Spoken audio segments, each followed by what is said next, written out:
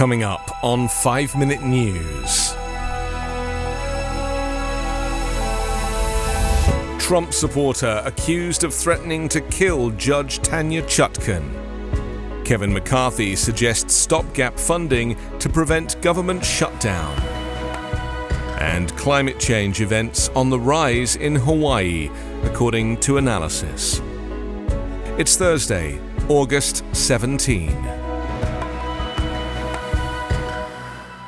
I'm Anthony Davis. A Texas woman was arrested and has been charged with threatening to kill the federal judge overseeing the criminal case against former President Donald Trump in Washington and a member of Congress.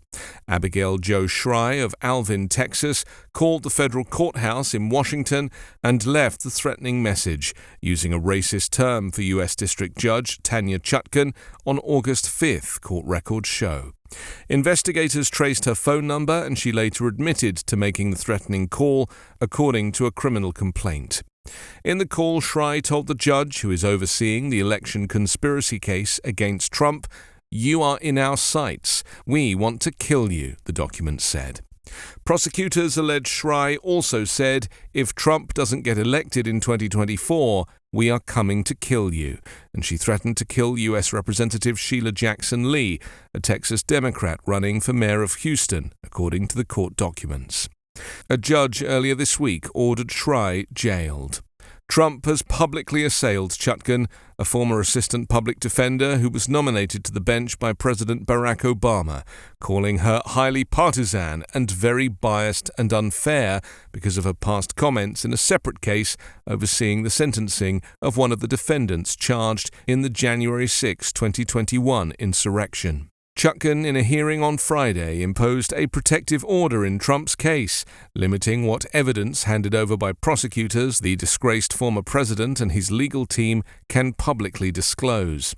She warned Trump's lawyers that his defense should be mounted in the courtroom and not on the internet.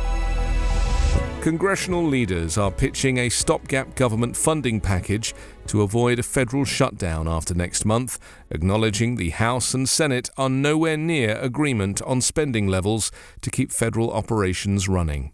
House Speaker Kevin McCarthy raised the idea of a months-long funding package known as a continuing resolution to House Republicans on a members-only call. On Tuesday, Senate Majority Leader Chuck Schumer said the two leaders had spoken about such a temporary measure. It would extend federal funding operations into December to allow more time to work on the annual spending bills. A stopgap measure that would keep government offices running past the September 30 end of the fiscal year is a typical strategy while the Republican-held House and Democrat-held Senate try to iron out a long-term budget agreement. The government's new fiscal year begins on October 1st, when funding approval is needed to avert closures of federal offices. But this year, the task may prove more politically difficult. McCarthy will need to win over a large portion of his Republican colleagues to pass the stopgap bill or risk political blowback from staunch conservatives if he leaves them behind and cuts a bipartisan deal with Democrats. Conservatives, including many from the House Freedom Caucus, usually loathe to get behind short-term funding measures as they push for steeper spending cuts, using the theatrical threat of a shutdown as political leverage. Foretelling the political dynamics ahead, many in Congress are bracing for a shutdown. Along with deeper spending reductions, House Freedom Caucus members have also pushed to tie the government's budget to conservative policy priorities on immigration and security at the U.S. border with Mexico, as well as at the Department of Justice.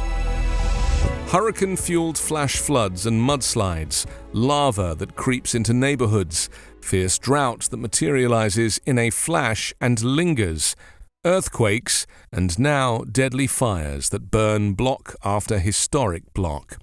Hawaii is increasingly under siege from climate change, and what is escalating most is wildfire, according to an Associated Press analysis of Federal Emergency Management Agency records.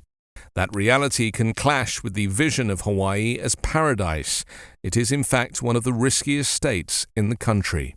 Hawaii has been in more danger lately. This month alone, the federal government declared 6 different fire disasters in Hawaii, the same number recorded in the state between 1953 to 2003. Across the US, the amount of acres burned by wildfire about tripled from the 1980s to now, caused by a drier climate from global warming, according to the federal government's National Climate Assessment and the National Interagency Fire Center. In Hawaii, the burned area increased more than 5 times from the 1980s to now, according to figures from the University of Hawaii, Manoa. FEMA assesses an overall risk index for each county in America, and the risk index in Maui County is higher than nearly 88% of the counties in the nation. The Federal Disaster Agency considers that a relatively moderate risk. 5 Minute News is an Evergreen podcast covering politics, inequality, health and climate, delivering independent, unbiased and essential world news daily.